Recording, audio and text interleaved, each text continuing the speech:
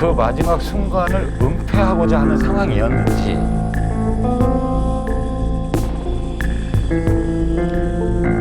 내인설이라고 하는 건 이미 예전에 난 결론을 그냥 고수하는. 근데 저 그런 얘기도 있었잖아요. 화물차가 떨어져서 흔들린 거다.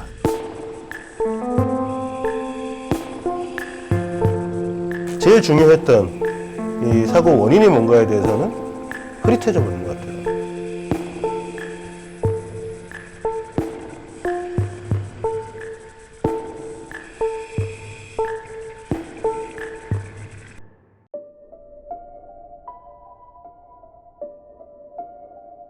참사가 일어났었던 그날 세월호 CCTV 영상은 사고 나기 3분 전까지만 남아 있었습니다. 그 때문에 배가 왜 가라앉은 건지 또 초기 구조는 어땠는지 확인할 CCTV 영상은 지금까지 볼 수 없었습니다. 그런데 조사 결과 이 CCTV 영상을 녹화해둔 장치가 조작됐을 수 있다는 정황이 나왔습니다. 세월호 CCTV가 조작 은폐된 정황이 확인됐다고 밝혔습니다. 세월호 내부 CCTV는 세월호 참사 2달여 뒤인 2014년 6월 22일 밤 선체에 남아있던 CCTV 녹화 장치 DVR을 확보하면서 공개됐습니다. 복원된 영상에는 참사 3분 전인 8시 46분까지 상황만 담겨 있었지만 9시 반까지도 내부에서 CCTV가 작동되는 걸 봤다는 생존자들의 증언이 쏟아지면서 CCTV 조작 의혹이 줄곧 제기돼 왔습니다. 특조위는 세월호 CCTV 녹화 장치는 해군에서 수거 사실을 공개한 6월 22일 이전에 확보한 상태였으며 6월 22일 녹화 장치 수거 작업은 조작된 연출로 보인다고 밝혔습니다. 그 이유로 우선 해군 관계자들이 거짓 진술을 하고 있다고 지적했습니다. CCTV 녹화 장치에는 세월호 내부에 설치된 64개 CCTV 케이블을 연결해주는 5개의 커넥터가 연결돼 있었습니다. 당시 수거 작업을 담당한 해군 A 중사는 커넥터의 나사를 손으로 풀고 장치를 수거했다고 진술했습니다. 하지만 특조위가 인양된 세월호 내부 작업 영상을 확인한 결과 커넥터는 남아있지 않고 사전에 절단된 것으로 보인다고 판단했습니다. 또 6월 22일 수거 작업 당시 찍힌 영상도 연출된 것으로 의심된다고 밝혔습니다. 녹화 장치를 떼어내 선체 밖으로 꺼내 나오는 동안 녹화 장치가 한 번도 안 찍혔단 겁니다. 특조위는 해군이 당시 작업 영상 원본도 공개하지 않고 있다고 지적했습니다. 34분에 걸친 풀 영상이 8분 정도의 영상으로 중간에서 커팅된 상태로 그 우리 CCTV로 한번 돌아가 볼까요? 네. CCTV 지금 PPT 보시면 이것에 대해서 설명을 해주시면 좋을 것 같아요. 저게 이제 2014년 6월 22일 날 이제 DVR이죠. 네. 이제 CCTV를 담고 있는 통, 저의 DVR인데, 저 DVR이 6월 22일 날 밤 10시 넘어서 이제 12시 전에 이제 건져집니다. 네. 그래가지고, 근데 저건 매우 큰 성과거든요. 네. 근데 저거를 아무에게도 알리지도 않고 마대자루에 그냥 슬쩍 넣어놨어요. 그것을 이제 가족들이 알게 됐고, 증거 보전 신청을 하고 이런 과정을 거쳐가지고 DVR이 이제 최초로 개봉이 되는 상황이에요. 6월 24일 날 네. 이제 해경에 도착해가지고 저때 이제 가족분들도 옆에 배석을 했는데 그 말소리가 선명히 들립니다. 저게 영상이거든요. 저기 네. 영상이 나와주면 좋은데 저 영상을 보면 진짜 안이 매우 깨끗해요.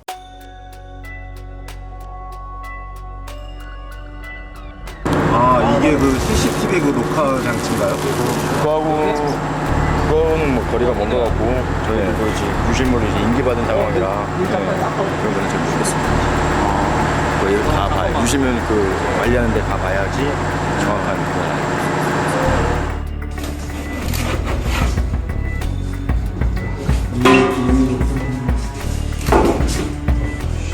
그래서 상판이 풀린 게 아니고 원래 요게 하는 이게 바다에서 나온 겁니까?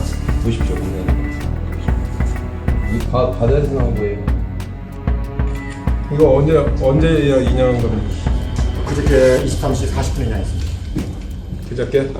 DVR이 뭘까 CCTV라고 하면 되는 거죠?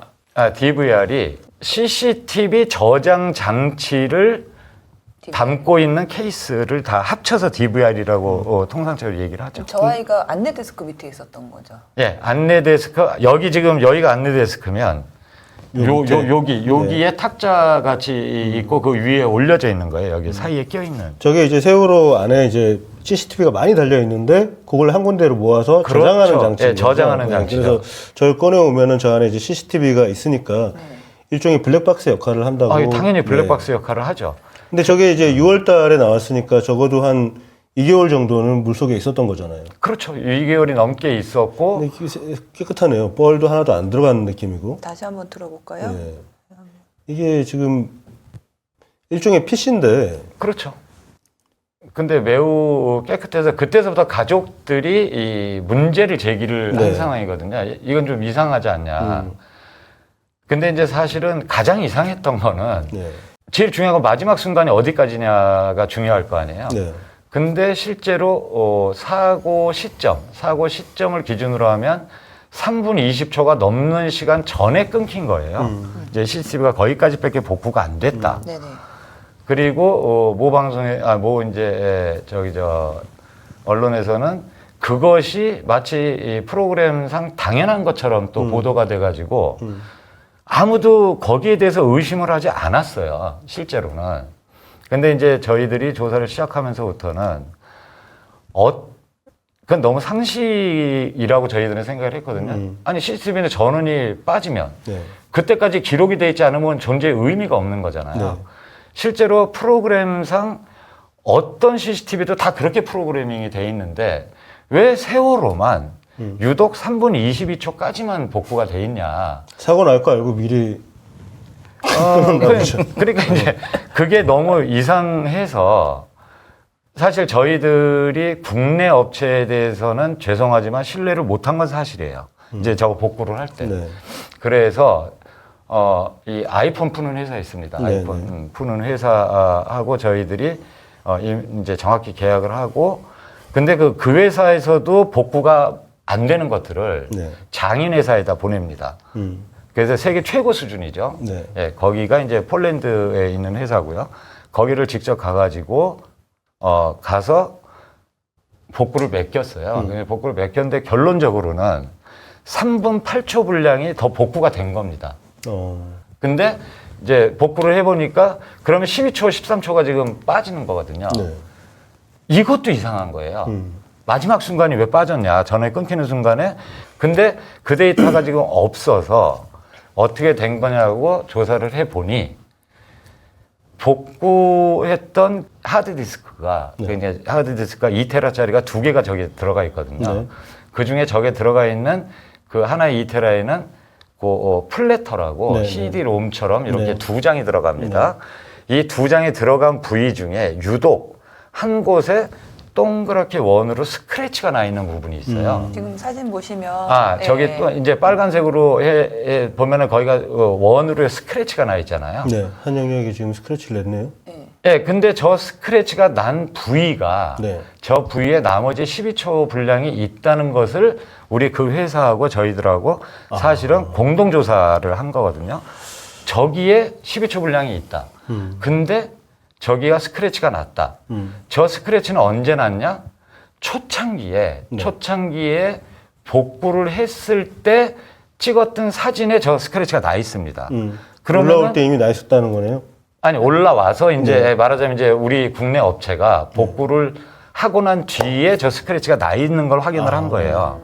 그러면은. 그렇죠. 그 전에는 뜯어볼 수가 없었으니까. 그러면은 저 스크래치는 반드시 읽으려고 시도를 하다가 잘못됐거나 아니면 읽었거나 둘 중에 하나인데 그리고 거기에 지금 그 마지막 12초가 들어있기 때문에 저희들로서는 그럼 이게 그 마지막 순간을 은폐하고자 하는 상황이었는지 아니면 진짜 실수로 그렇게 됐는지 100% 특정은 하지 못하겠으나 어쨌든지 매우 이상한 지금 상황인 거죠.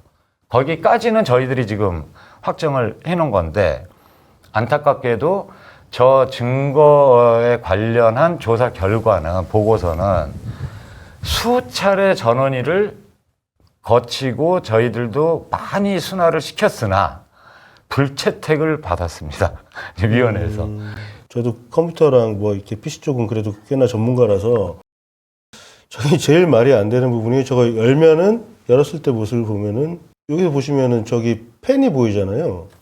제일 아래쪽에 하얀 게 뭐냐면 저기 파워거든요, 파워. 저 파워 안에는 이제 큰 팬이 들어가 있어요. 그렇죠. 저기는 무조건 뭐가 낍니다. 네. 이게 뭐 뻘 속에 있었으면은 뭐 컴퓨터가 이게 밀폐된 게 아니기 때문에 저 안에 들어가고 그리고 하드디스크도 그 안에 들어가요. 그러니까 하드디스크가 저렇게 깨끗하기도 힘듭니다.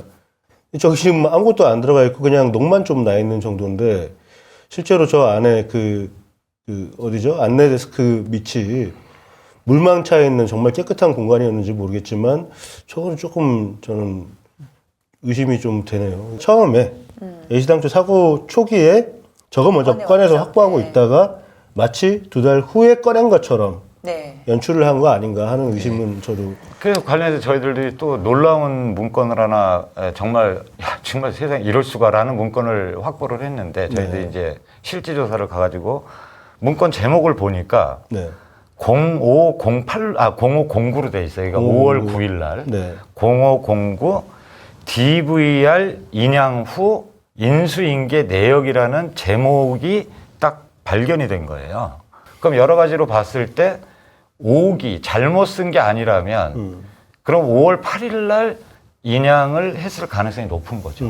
문서 제목만 발견하신 거예요. 그렇죠. 예.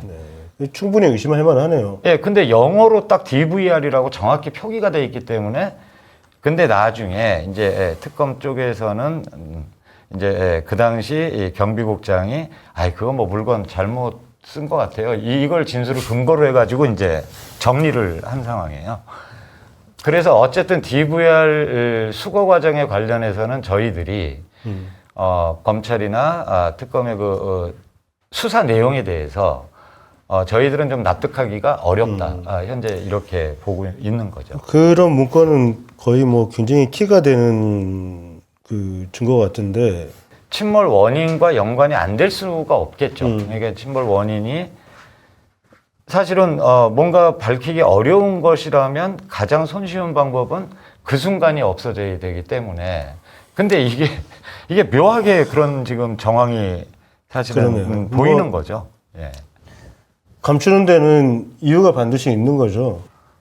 지금 뭐 국장님이 말씀하시는 뭐 확인되지 않은 사라진 12초라고 하면 그 12초는 그 2014년 4월 16일 08시 49분 31초부터 44초까지 그 사이인데 그때는 이미 배가 급격하게 기울어지면서 화물도 움직이는 모습이 나오고 당연히 나오죠. 그러니까 국장님이 의문을 제기하는 그 측면에서 본다면 그거는 분량이 또 작지가 않은 거죠. 왜냐하면 그 모션 캡처라고 하면 64개 중에 그 움직임이 보이는 것에는 자동으로 찍히는 거거든요. CCTV에. 그러니까 그 뭐 12초, 말은 12초고 짧지만 그 64개 CCTV 전체를 모아놓고 보면 그러니까 만약에 구동을 한 그 CCTV가 많이 있었다면 거기에 집적된 양이 상당했을 텐데 여전히 안타까운 상황을 그냥 확인할 수밖에 없네요, 지금. 아까 그 스크래치가 난 부분, 그 부분은 이제 이게 그 하드디스크가 블럭 단위로 이제 기록이 되거든요. 그렇죠. 근데 그것도 그 12초가 거기 있다는 거는 확인을 하신 건가요? 예. 아유, 너무 의심이 많이 되는. 어떻게 저기만 지우죠? 그건 해당 블럭을 확인해서 거기만 지웠다는 얘기밖에 안 되는 건데 사실은. 근데 그 기계 자체가 원래 배에서 그냥 이렇게 드나꼬리게 있는 거 아니잖아요. 있고 쇠로 이렇게 막아서 나사로 다 이렇게 해 있는 거로 알고 있거든요. 이제 그거는 거기서 도망칠 수가 없어요. 직접 나사를 그 밑에다가 박은 게 아니지만 그게 어떻게 되는 거냐면 이게 이제 정사각형 네모난 건데 놓고 나사를 양 옆에다가 박아놔서 배가 좌우로 로링을 해도 이게 옆으로 나올 수가 없어요. 그리고 얘가 또 못 나오는 거는 위 턱에 걸려요. 그래서 그리고 64개 그 라인이 바로 바닥을 뚫고 들어갑니다. 그래서 아래쪽으로 쭉 갈라져요. 그러니까 그것은 사람이 일부러 잡아서 뜯어도 뜯어지지가 않아요. 그 라인이 잡고 있기 때문에. 그래서 일일이 16개씩 돼 있는 건데 64개니까 4개를 일일이 손으로 나사를 풀어서 4개를 다 빼야지만 그게 떨어지는 상황이에요. DVR을 분리하기 위해서는. 그런 아이가 둥둥 떠다닌 거를 건졌다, 해군이. 그건 말이 안 되는 거 아닌가요? 근데 저희들이 확인을 해보니까 있어야 될 자리가 아니고 거기랑 최소한 2m 이상 떨어진 자리에서 담당 해군이 눈을 쓱 스치는데 거기에서 발견이 된 거예요. 그 DVR이. 그러니까 한마디로 공중에 떠 있는 상태로 발견이 된 거죠. 물속에 떠 있는 상태로.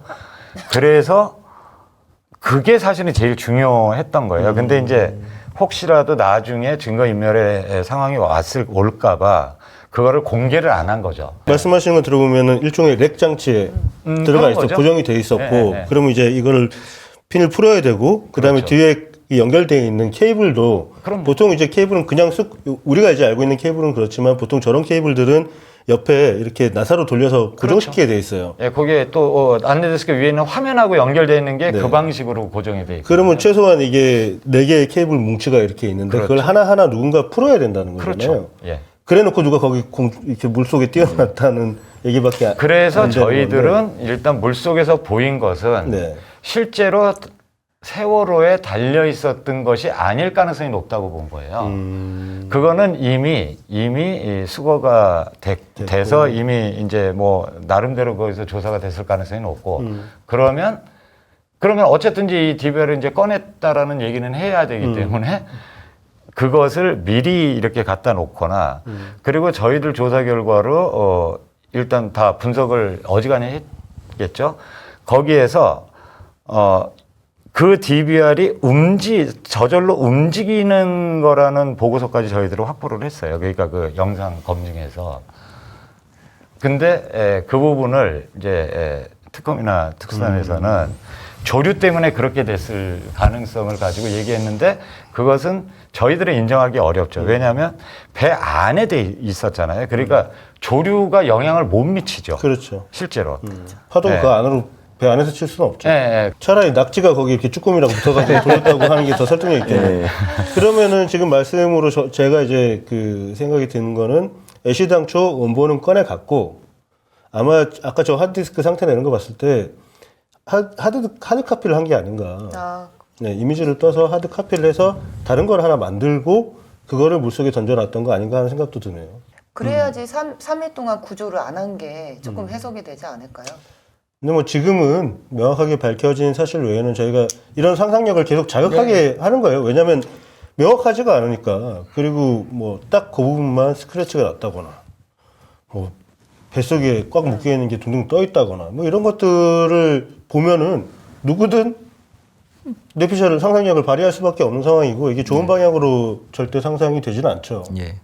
이게 계속 은폐하고 있다라는 그런 이제 저희는 뉘앙스를 느꼈고 실제로 은폐를 하고 있는 것처럼 뭐 그 지금 말씀해 주신 것도 사실 저도 세월호에 꽤 관심 많았는데 처음 들었습니다.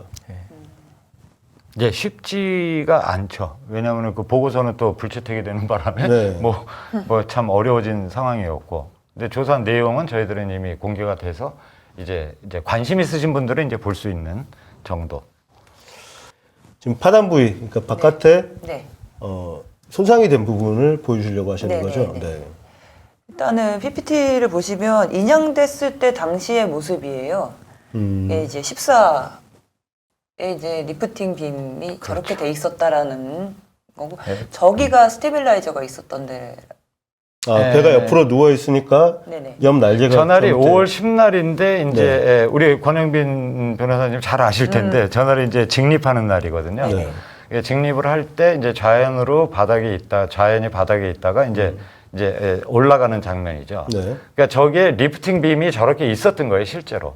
근데 저 중에 저희들이 이상하다, 파단이 이상하다라고 포착이 된 데가 저 파란색으로 된 14번 빔 안에서 벌어진 거예요. 저 14라고 적혀 있는 게 14번째 그렇죠. 빔. 예. 14번째 거고 빔입니다. 저기에 이상한 점이 있었다는 거죠. 저 안에 이상하더라. 이렇게 된 겁니다. 저 어떤 점이 이상한 건가요? 지금 저기 이제 파란색으로 되어 있는 부분이 인양 빔이 얹혀져 있는 자리인데요. 네. 저 자리 안을 보시면은 왼쪽 그 부위 안쪽으로 보면 이렇게 사선으로 찢어져 있잖아요. 사선으로. 옆으로 이렇게 대각선으로 이게, 찢어져 있네. 예, 이렇게 직선으로 수직으로 찢어져 있는 게 아니고 네. 사선으로 찢어져 있는데 저 사선으로 찢어진 부위가 존재하는 곳이 네. 리프팅 빔 안쪽이라 이것이 가장 중요했던 거거든요. 이게 무슨 의미냐면 네. 그러면은 저 사선 부위의 파단은 리프팅 빔이 들어가기 전에 발생을 한 부위라는 거죠. 좌현에는 매우 많은 파단이 있습니다. 매우 많은 파단이 있는데 저희들 조사 결과로는 리프팅 빔에 의해서 발생한 파단들이에요. 나머지들은 네. 대부분 다 세로로 나 있거든요. 네. 근데 저렇게 사선으로 나 있는 부위가 리프팅 빔 안쪽에 있다는 것이 의미하는 것은 리프팅 빔이 들어가기 전에 이미 저 부위는 찢어졌다는 거죠. 파단이 있었던 것이고 그 뒤에 리프팅 빔이 얹혀진 건데 저 부위는 조선학회 분도 저거는 동의를 할 수밖에 없었습니다. 저희들이 조사한 저 부위는 그러나 저게 파단이 난 이유가 착저 과정에서 이 바위 같은 큰 안반이 있어가지고 그때 저렇게 이제 저희가 콕 찍힌 자국도 있잖아요. 네. 어쨌든 저런 결과로 해서 저게 저 사선으로 찢어진 힘이 작동하지 않았겠냐라고 얘기하는데 저희들은 그 부분은 아니다라고 반박을 분명히 할 수 있죠. 왜냐하면 저희들이 이미 스테빌라이저를 조사하기 위해서 저 배가 좌연으로 누워있을 때 각 부위를 네. 8군데를 3m를 다 실제로 그 부위를 팠습니다. 네. 실제로 바닥을 파서 끌어올려가지고 거기에 대한 지질 조사를 다 끝냈어요. 네. 지질 조사를 해본 결과 저 부위와 아무리 어떤 곳에서도 안반이 없었어요. 자갈과 점토만 있었던 거예요. 그 11군데를 다 찔러봤을 때, 아니, 8군데를 찔러봤을 때. 그리고 특히 저 부위는 2군데를 동시에 아주 가깝게 찔러봤는데, 그러면은 그 얘기가 설득력이 있으려면, 네. 세월호가 착절을 할 때 바위가 융기에 있다가 저 파단을 내고는 바위가 거죠. 아래로 내려가야 돼요. 근데 이미 3m 깊이를 우리가 파봤을 때는 그런 게 없었고 그것은 저희들은 설득력이 없다라고 한 이유 중에 하나는 세월호는 착저가 된 뒤에 4m를 또 움직였습니다. 만약에 바위가 그 당시에 있었다면 찌 끌리겠죠. 그렇죠. 이 끌린 자국이 남아있을 수밖에 없는데 저거는 일회성으로 보일 수밖에 없는 파단이거든요. 네. 그래서 저희들은 저 파단이 매우 그러니까 다른 설명이 불가능하다. 그래서 외력의 가능성을 저희들은 높게 본 겁니다. 간단하게 제가 이제 좀 다시 정리를 해서 이해를 하려고 하는데 첫 번째 사진 잠깐 다시 보여주실까요? 저게 지금 폭이 1.8m라는 건가요? 그렇죠. 네, 저 폭이 1.8m고 그러니까 다른 부위에 저게 지금 빔을 갖다가 밑에 깔고 올라왔기 때문에 그렇죠. 저 배가 굉장히 무겁다 보니 자체 하중 때문에 찢어지는 부분도 있을 거란 말이죠. 다른 것들은 다 그런 거로 저희들이. 근데 지금 이게 저 찢어진 부분을 보니 다른 데는 저 빔이 지금 그 수직으로 서 있으니까 당연히 저 모양을 따라서 쭉쭉 찢어졌어야 맞는데 수직으로 찢어졌어야 맞는데 그 다음 그림을 보면은 옆으로 이렇게 찢어졌단 말이죠. 네, 사선으로. 네. 그래서 저거는 저 빔 때문에 찢어진 게 아닌 것 같다라는 건 이제 다 그 인정을 하셨다고 하시고 그럼 바닥에 뭔가 돌에 찍혔다. 근데 돌이 없네. 밑을 그렇죠. 보니까. 예. 그럼 저건 누가 찢었냐? 이 사진을 안에서 찍은 게 있거든요. 한번 네. 보시겠어요? 예, 저 파란색으로 돼 있는 데가 이제 빔 자리고요. 네네. 저기 안쪽인데 저 붉은 원을 안쪽을 보시면 네. 저 부위가 끊겨 있습니다. 세 군데가 다 끊겨 있어요. 그러네요. 예, 어긋나 있잖아요. 네. 근데 저기가 이제 자리로 보면은 오른쪽 그 도면을 보면은 이제 웰딩 심이라 그래가지고 이 조선 쪽에서 하는 특수한 이제 용접을 한 부위인데 네. 저것은 원판보다 훨씬 강합니다. 저 용접을 해놓으면 네. 저 용접한 그렇죠. 이 강력이 훨씬 강한데 네. 저 부위가 세 군데가 연속으로 끊어져 있는 거예요.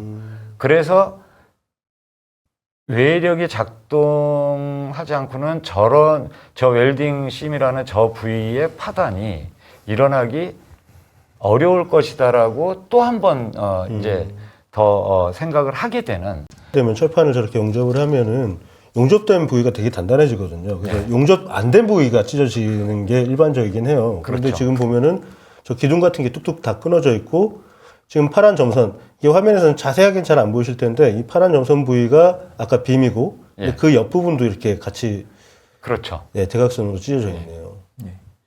그러니까 저게 전 사진 좀 저걸 직립했다고 리프팅 빔 바로 제거된 게 아니고요. 네. 그로부터 한 달 이상 지난 한 6월 한 20일쯤 돼야 저 리프팅 빔이 제거가 됩니다. 네. 그리고 나서 그 다음 화면을 제가 봤을 때 파단에 대해서도 주목했고 그 옆에 보면 이게 움푹 들어간 데가 있어요. 네. 저 움푹 들어간 건 리프팅 빔 외 이렇게 들어간 데. 네. 이게 만약에 리프팅 빔에 의해서 눌린 거라면 네. 저런 모양이 아니라 저런 모양이 될 수가 없죠. 없잖아요. 네. 그러니까 이거는 리프팅 빔과는 무관한 그렇죠. 어떤 다른 원인에 의해서 발생한 거다. 저 빔이 찌그러뜨렸으면 전체적으로 들어가야지 저 부분만 쏙 들어간 거는 말이 안 되죠. 그러니까 저기는 리프팅 빔하고는 상관없이 저기 뭐 리프팅 빔에 못이 나와 있었던 것도 아니고. 예. 이제 선조위가 끝날 때쯤 2018년 8월 1일 날 저희가 저 리프팅 빔 안에를 들어가서 봤어요. 네. 그러니까 이제 우리 사참이 조사국이 조사한 내용 중에도 있는데 우리는 그때 육안으로 본 거죠. 8월 1일이면 언제냐면 8월 6일 날 선조위는 끝나는 날이거든요.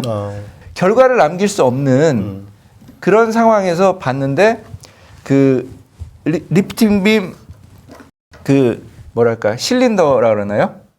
그 이 통이 그러니까 아래 거 얘기하시는 거죠? 아래쪽에 붙잡고 있는 거. 예. 네. 그게 뒤에서 앞으로 밀린 모양이 눈으로 확연하게 확인이 된 거예요.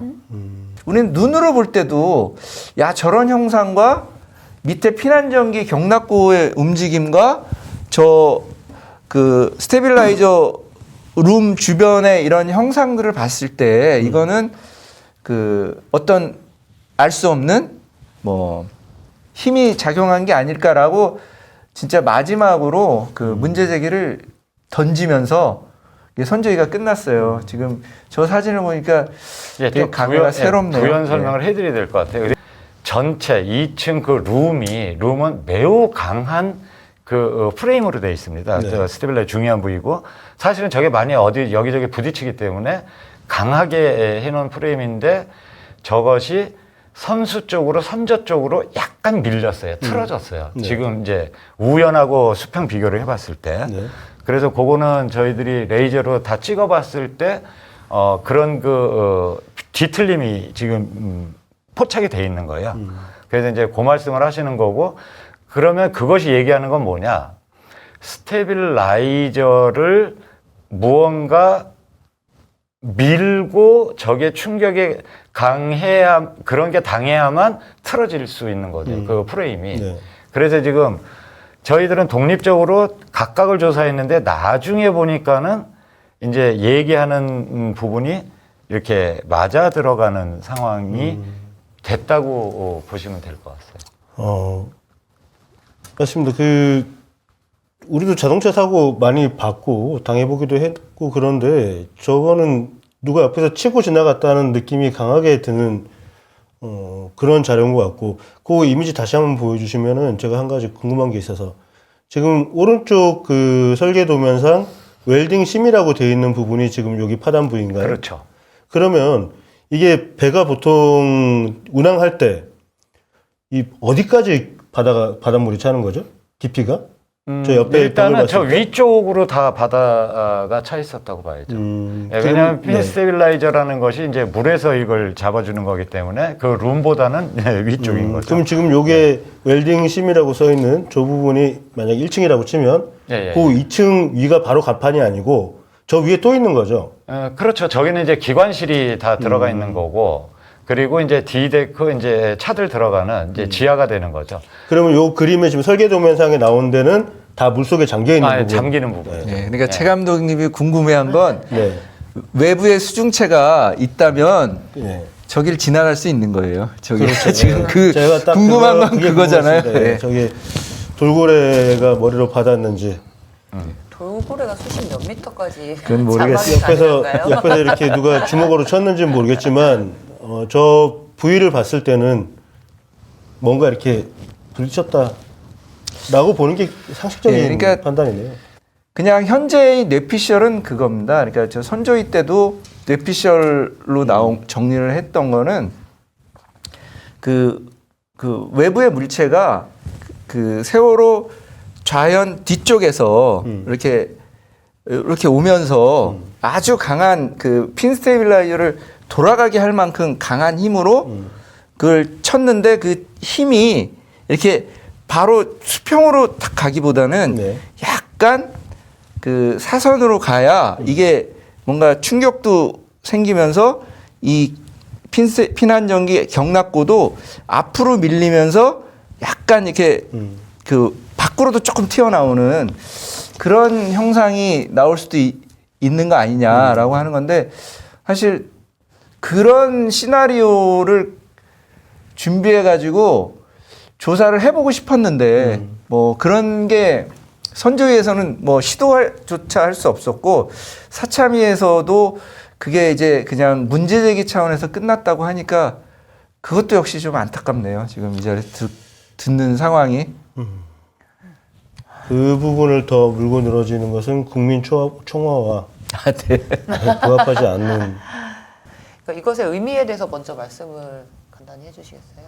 그러니까 이제 화물 이동인 거죠. 그러니까 이제 전체적인 침몰 시나리오 관련해 가지고 우리가 추가 복구한 내용이 무엇을 말하고 있는지에 대한 판단은 좀 필요해 보입니다. 그래서 선실이나 여기보다는 지금 보시면 C데크의 차량, D데크의 차량, 주차구역이죠. 그리고 C데크의 또 반으로 쪼개서 이제 트윈데크라는 곳이 있습니다. 근데 그게 이제 49분 31초까지 복구된 내용을 쭉 한번 돌려보는 거죠. 네. 저희 뭐 불과 1분 안 될 건데요. 네. 한번 볼까요? 예. 그러니까 차량들이 바퀴가 이동을 했느냐 이런 걸 보시면 됩니다. 그리고 최종 이제 채널 2개가 잡힌 거죠. 이제 31초에 보면. 근데 D데크 하나가 잡히고 C데크 하나가 잡히고 그랬거든요. 근데 사실은 차량 움직임이 없는 거예요. 49분 31초까지. 그런데 저때 기울기가 얼마냐? 20.9도 플러스 알파. 이 정도 기울기가 됐음에도 불구하고 전혀 차량이 이동하지 않았다라는 거는 특정할 수 있는 거거든요. 그러면 바퀴가 이동하는 시간이 특정이 됩니다. 바퀴가 이제 자리를 이동하는 시간이. 네. 그게 이제 49분 45초서부터 이제 이동을 하거든요. 네. 근데 그때 기울기가 33도가 약간 넘어요. 네. 그러면은 결론적으로는 33도가 넘어설 때 차량이 이동을 하기 시작하는데 3초 있다가 45도로 넘어가는 거예요. 3초 만에. 순간적으로 넘어갔다는 얘기죠. 순간적으로 넘어가는데 중요한 건 차량들이 이동해서 중심을 좌연으로 옮겨서 배가 넘어졌느냐 네. 아니면 배가 넘어져서 차량들이 그렇죠. 쑤셔 박힌 거냐 이 부분은 매우 중요하죠 사실은. 그렇죠. 인과관계가 이게 그렇죠. 안에서 뭔가 예. 움직여서 넘어진 건가. 근데 현재까지 블랙박스를 저희들이 동기화를 해서 분석을 해볼 때는 네. 차량들이 쏠림 현상이 있는 시간과 배가 기울어지는 상황을 비교해 봤을 때는 결국은 배가 움직여서 차량들이 움직일 가능성이 훨씬 높다라고 볼 수밖에 없습니다. 그것은 국장님, 예. 그 D데크의 드라이어는 찍힌 게 있나요? 이 복구된 그 CCTV 중에 예, 31초 마지막 순간까지는 찍혀 있는 거예요. 드라이어가 찍혀 드라이어가 있습니다. 찍혀 있죠. 그 어떻습니까, 드라이어? 안 움직였다는 거죠. 그러면 그리고 그때가 20.9도였다는. 그래서 제가 선조의 내인설은 이제 근거가 없다라고 말씀을 드릴 수 있는 거죠. 여기 좀 복잡한 얘기로 들리실 수 있는데 왜 이렇게까지 디테일하게 계속 말씀을 드리냐면 이게 차가 먼저 움직였느냐 아니면 배가 먼저 기울고 차가 기울어진 것 때문에 차가 넘어갔느냐 이걸 따지는 거는 이게 사고 요인이 안에 있었냐, 그러니까 내인설이냐 아니면 바깥에서 충격을 받아서 배가 자빠지는 바람, 배가 자빠지면 당연히 차든 뭐든 다 넘어가겠죠. 그리고 고박도 마찬가지, 고박이 풀려서 이 화물들이 한쪽으로 쓸렸기 때문에 그것 때문에 배가 넘어갔느냐, 여태까지 우리가 그렇게 알고 있었잖아요. 근데 그거냐 아니면 배가 많이 기울어지니까 고박이 터져 나갔느냐, 이거의 차이입니다. 그렇기 때문에 이게 굉장히 중요한 지금 이 지적이 되는 거죠. 이제 첨언을 하면 거기에 일단 CDEC에서 복구된 블랙박스 동기화를 정확하게 해보면 네. 고박 여부와 무관합니다. 동시에 움직여요. 그러니까 그 고박이 실제로 돼 있는 차와 안 돼 있는 차를 구별하기는 어려운데 네. 움직임을 보면은 동시에 날아가거든요. 그러니까 고박 여부가 별로 차이가 없는 거예요. 예, 그러면 이제 그게 이제 우리 최 감독님은 그동안 많이 좀 이해를 하셨어요, 그죠? 네. 예, 우리가 얘기를 하면서 그러니까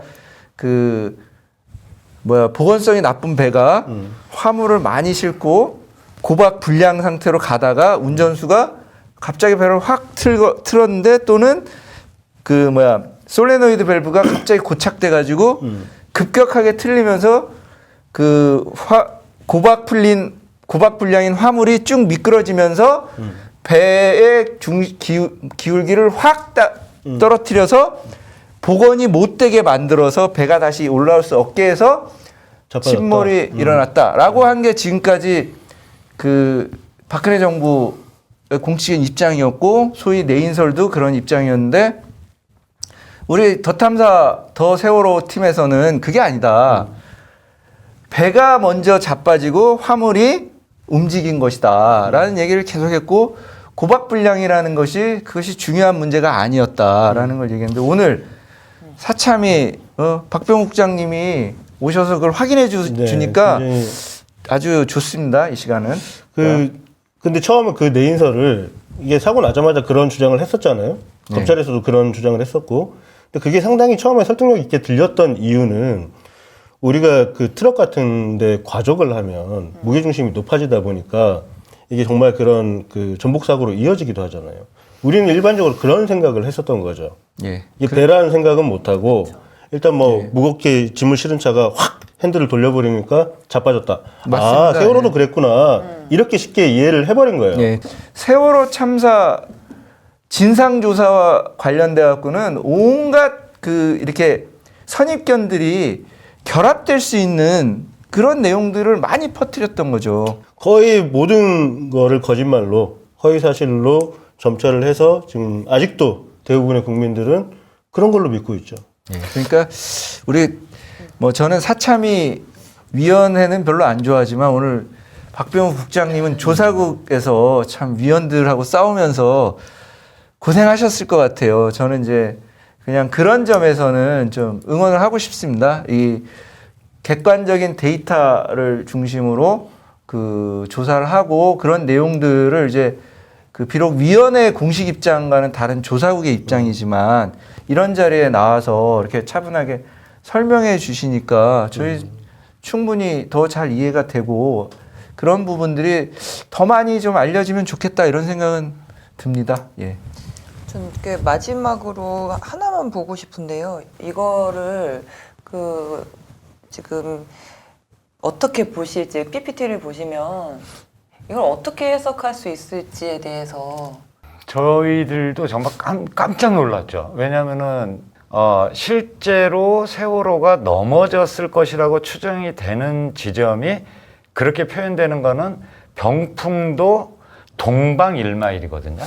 병풍도 보면 병풍도를 놓고 오른쪽에서 이렇게 배가 돌았잖아요. 거기가 사고 지점인 거예요. 네. 근데 북방 1.7마일이면은 전혀 다른 지점인 거예요. 네. 그러니까 4.5km 이상이 떨어지는 거죠. 수직으로 그냥 딱. 그럼 이거는 너무 이건 있을 수 없는 일이니까 거기서부터 저희들이 정말 제대로 된 조사를 좀 해봐야 되겠다를 착수를 했고 그랬더니 이제 너무나 어이없는 상황들을 확인을 한 겁니다. 이거를 왜 말씀드리고 싶었냐면 PPT를 보시면 노란색하고 핑크색하고 파란색이 있잖아요. 예. 노란색 부분은 해경 쪽의 판단인 것 같고. 그렇죠. 제일 중요한 해경과 두 번째는 이제 안전행정부라든지 중앙재난안전대책본부는 이제 정부 부처라고 해야 되나요? 인 거고 그 밑에는 군인 쪽이거든요. 군 쪽. 그러니까 저 노란색이 해경, 네. 그리고 핑크색이 정부, 네. 그다음에 밑에 제일 파란색이 군. 네. 그러니까 지점이 서로가 다르고 그리고 아래쪽에 있는 저기는 매우 러프해요. 그냥 진도 서남방 30km 해상이면 진도서부터 아래 서남방으로 내려서 찍어보면 어쨌든 저 장소는 아니에요. 실제로 세월호가 침몰 사고 났을 그 상황은. 그럼 제가 지금 여기서 궁금한 게 저기서 맞는 건 있나요? 현재 적이 노출되어 있는 건 없어요.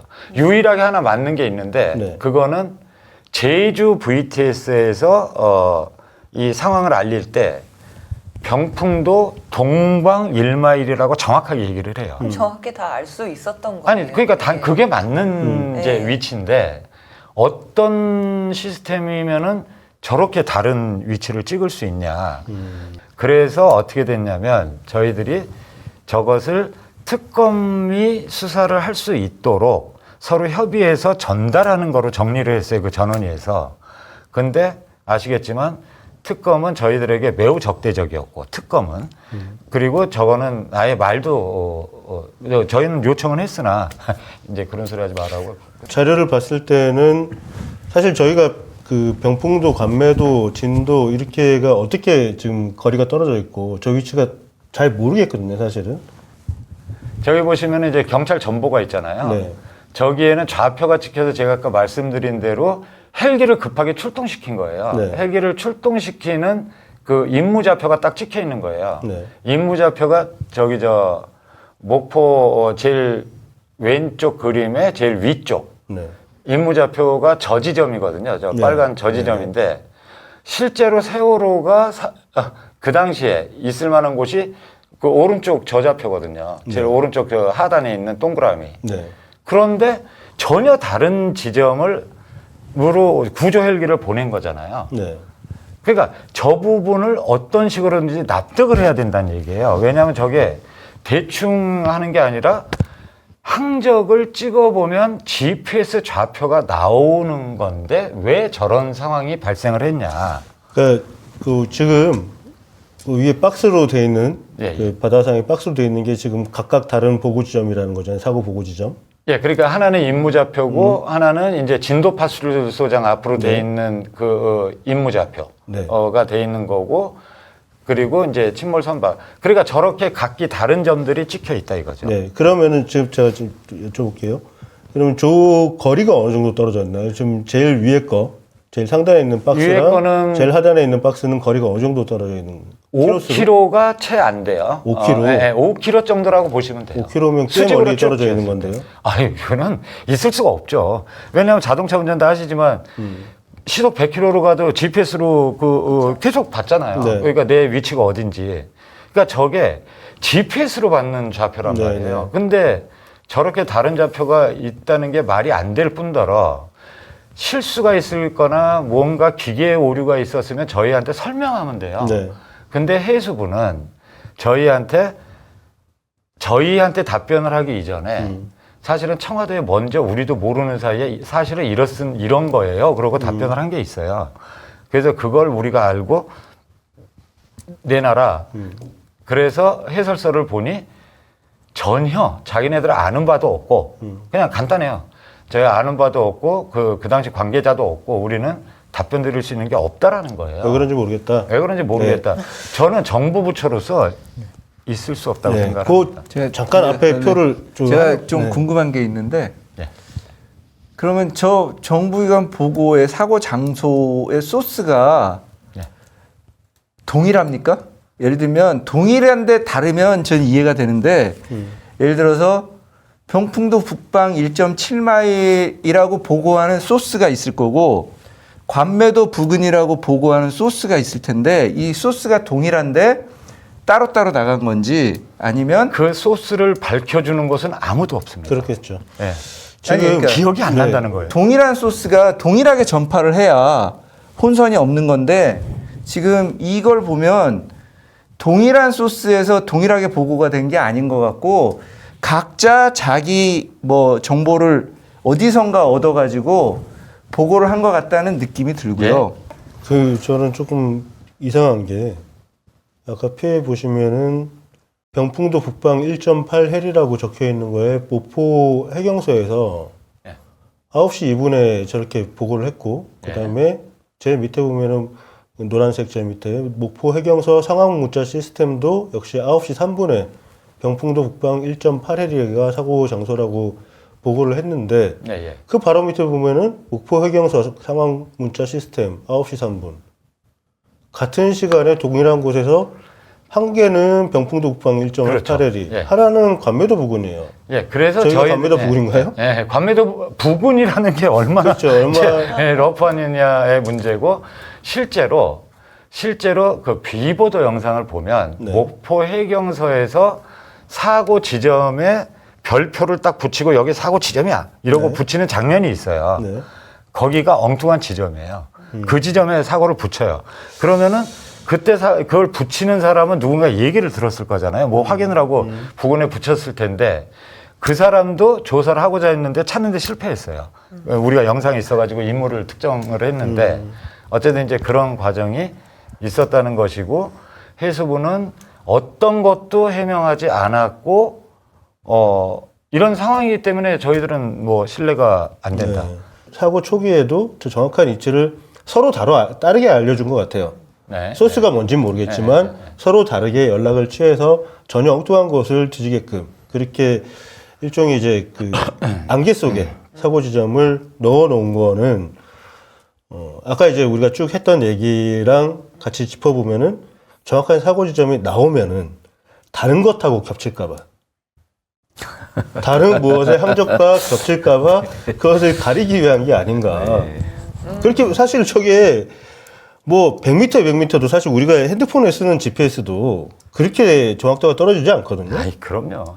그런데 저게 어떻게 고작 해봐야 저 핸드폰 GPS는 굉장히 부정확해요. 그게 정확한 건 아닌데도 불구하고 뭐 몇 미터, 한 5, 6미터 차이밖에 안 나는데 저 배에 있는 GPS는 상업 GPS를 쓰잖아요. 그건 굉장히 정확합니다. 그게 이제 상업용 GPS인데 저거를 몇 킬로 정도까지 차이를 보인다는 거는 저는 사고 지점을 모르게 해야 된다.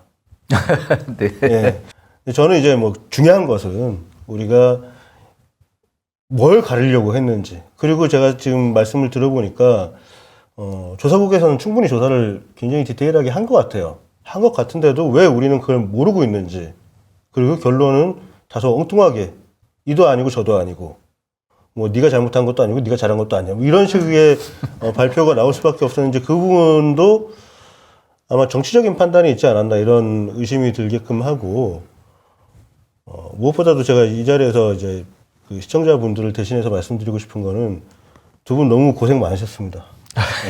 이게 어떤 과정이 저희는 사실 저희 밖에서 봤을 때는 왜 아무것도 못하지? 왜 조사 제대로 안 하지? 이렇게만 생각을 했는데 사실은 그게 아니라 굉장히 깊은 조사를 하셨지만 누군가에 의해서 아니면 뭐 어떤 이유에서인지는 모르겠지만 그 조사하신 것들이 다 국민들에게 전달이 되지 못했다. 그리고 그 답답함은 아마 저희 국민들보다도 더 크게 느끼시고 아마 평생 안고 가시지 않을까 그런 생각이 듭니다. 여태까지 그 긴 8년 이제 9년이 돼가죠. 이 시간 동안 조사한 것들이 있었습니다. 있었음에도 불구하고 국민들한테 전달되지 못하고 누군가가 가로막고 누군가가 피하려고 하는 진실이 뭔지 일단은 그 과정들을 설명해 드리는 걸로 저희 방송들이 꾸려져 나가고 있습니다. 그리고 저희가 아마 저희는 처음에 약속했듯이 10년이고 20년이고 밝혀질 때까지 힘 닿는 한 최선을 다해서 그래야 여기 계시는 두 분, 저도 마찬가지, 윤 감독도 마찬가지. 우리가 지금 이때 희생당한 아이들을 위해서 할 수 있는 유일한 일은 진실을 밝히는 거. 이것뿐이라고 생각을 합니다.